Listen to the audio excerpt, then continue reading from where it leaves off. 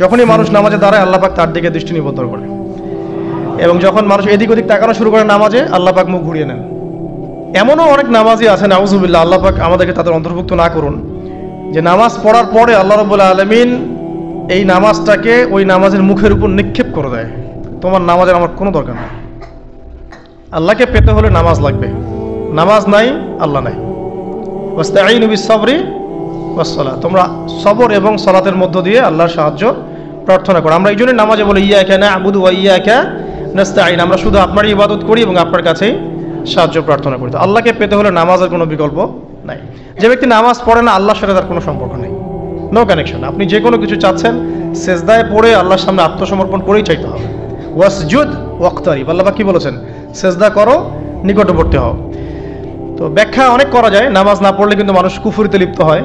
যে ব্যক্তি মান তারাকা সালাতান মুতাআম্মিদান ফাকাদ কাফারা, যে ব্যক্তি সালাতকে অস্বীকার করে, ফরজ নামাজকে অস্বীকার করে, সে ব্যক্তি কিন্তু কুফরিতে চলে যায়।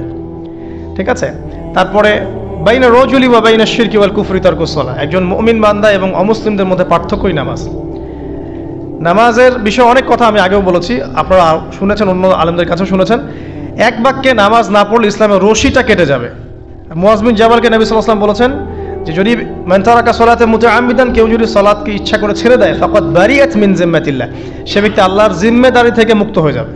তার উপর আল্লাহর কোনো জিম্মাদারি নাই, আল্লাহর নিরাপত্তা জিম্মাদারি থেকে সে মুক্ত। তো পাঁচ ওয়াক্ত নামাজ আল্লাহ পাক আমাদের সবাইকে জামাতের সাথে পড়ার তৌফিক দান করুন।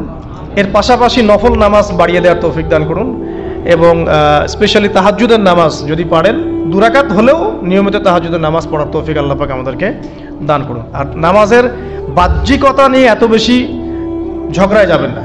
এখন আমরা যত ঝগড়া নামাজের বাহ্যিকতা নিয়ে, হাত বাঁধা, রফুল ইয়াদাইন, আমিন আর পায়ে পা, এগুলো নিয়ে ঝগড়ার শেষ আছে? নাই। ইসলামের বিরোধী শক্তিরা হাত ভেঙে ফেলার পায়তারা করে ফেলেছে অলরেডি। হাতই না থাকলে আপনি বাঁধবেন কোথায়?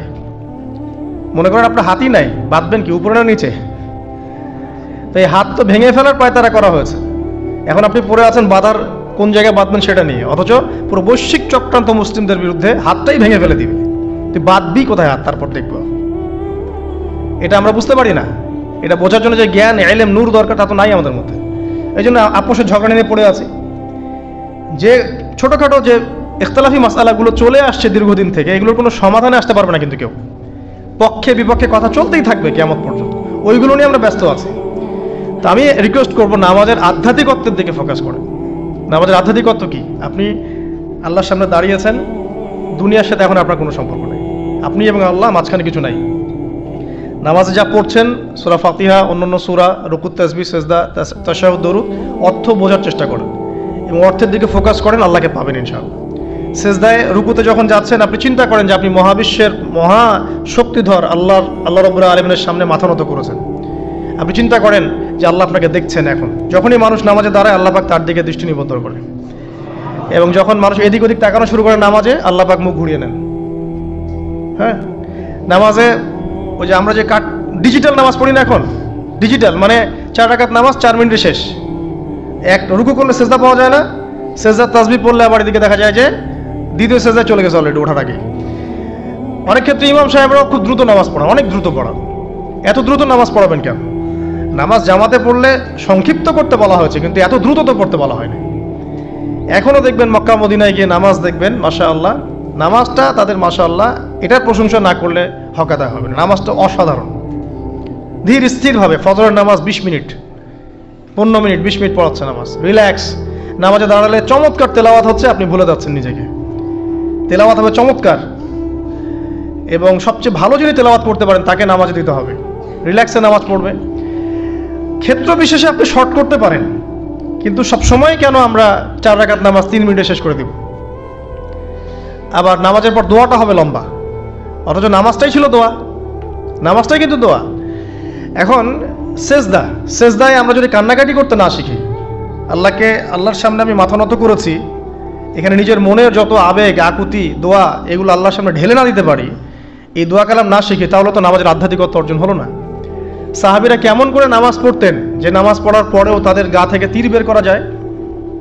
কিভাবে তারা নামাজ পড়তেন? তাহলে নবী সাল্লাল্লাহু আলাইহি ওয়াসাল্লাম কিভাবে নামাজ পড়তেন যে নামাজ পড়ার ফলে তার পা মোবারক ফুলে যাইত? এক রাকাতে তিনি 4 পারা কোরআন তেলাওয়াত করতে পারলেন কিভাবে? তো তাদের নামাজ আর আমাদের নামাজ, আল্লাহ রাব্বুল আলামিন তার রাসূলের মাধ্যমে একটা হাদিসে জানিয়েছেন যে এমনও অনেক নামাজি আছে, নাউযুবিল্লাহ, আল্লাহ পাক আমাদেরকে তাদের অন্তর্ভুক্ত না করুন, যে নামাজ পড়ার পরে আল্লাহ রাব্বুল আলামিন এই নামাজটাকে ওই নামাজের মুখের উপর নিক্ষেপ করে দেয়, তোমার নামাজের আমার কোনো দরকার নেই। আল্লাহ পাক আমাদেরকে হেফাজত করুন। ধীর স্থিরভাবে পড়েন, রিল্যাক্সে, তারা হওয়ার কিচ্ছু নাই। ওমা খালাকতুল জিন্না ওয়াল ইনসা ইল্লা লিয়াবুদুন, শুধুমাত্র আল্লাহর ইবাদত করার জন্যই তো পৃথিবীতে এসেছি। হোক না দোকানটা 5টা মিনিট পরে খুললে কি হবে? হ্যাঁ, জমিতে যান, জমিতে আধা ঘন্টা পরে গেলে কি হবে? যে আল্লাহ পাক আপনাকে বাঁচিয়ে রাখতে পারেন, সে আল্লাহ পাক আল্লাহর পথে সময় দিলে আপনাকে অফুরন্ত রিজিকও তো দিতে পারেন, পারেন না? আপনি আল্লাহর হয়ে যান, বাকি সব আল্লাহ আপনার দায়িত্ব নিয়ে নেবেন ইনশাআল্লাহ। আপনি নিজে আল্লাহর হয়ে যান, আপনার সব কিছু দায়িত্ব কে নিয়ে নেবে? আল্লাহ নিয়ে নেবে। তো আল্লাহ পাক আমাদেরকে ধীর স্থিরভাবে আধ্যাত্মিকত্ব অর্জন করে নামাজ পড়ার তৌফিক দান করুন, আমিন।